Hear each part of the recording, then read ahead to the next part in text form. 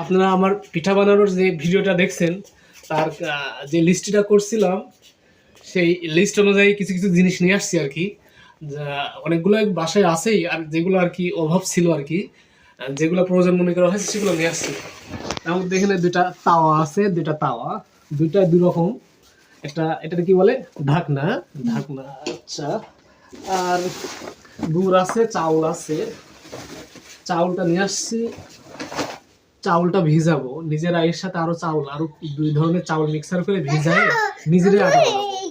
তো ঠিক আছে, পরবর্তী স্টেপগুলো দেখে নেওয়া হবে।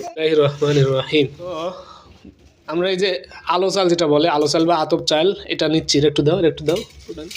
তো আমি ফার্স্ট চান্সে তো বড় ধরনের রিস্ক নিতে চাচ্ছি না, অল্প পরিসরে আগে পরীক্ষামূলক কয়টা ট্রাই করে দেখি আসলে পারি কিনা। তো মিশ্রণ করতেছি, এখানে আলো চাল দিলাম 2 কোটা, এর সাথে সিদ্ধ চাল দেব, পোলোয়ার চাল দেব।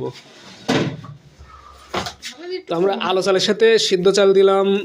তো আলো চাল যেটা ওটা দিলাম হচ্ছে 1 কেজি, আর সিদ্ধ চালটা দিলাম হচ্ছে হাফ কেজি।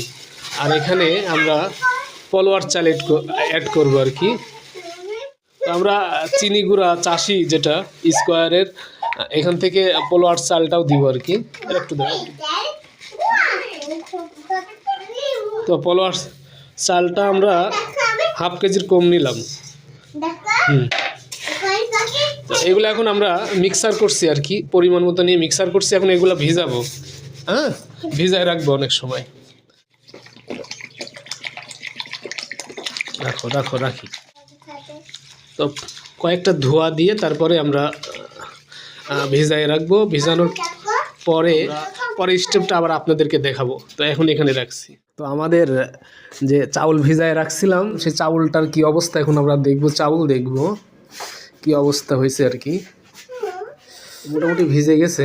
দুপুর 1টার থেকে এখন বাজে হলো 5টা, তার মানে 4 ঘন্টা ভিজানো ছিল চাউলটা।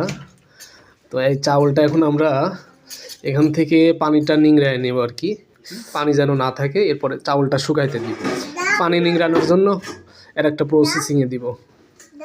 তুমি নিবে? অ্যাসিস্ট্যান্ট আমাকে সহযোগিতা করছেন। অ্যাসিস্ট্যান্টের কাজকর্ম ঠিকঠাক না হলে নতুন অ্যাসিস্ট্যান্ট নিয়োগ দেওয়া হবে।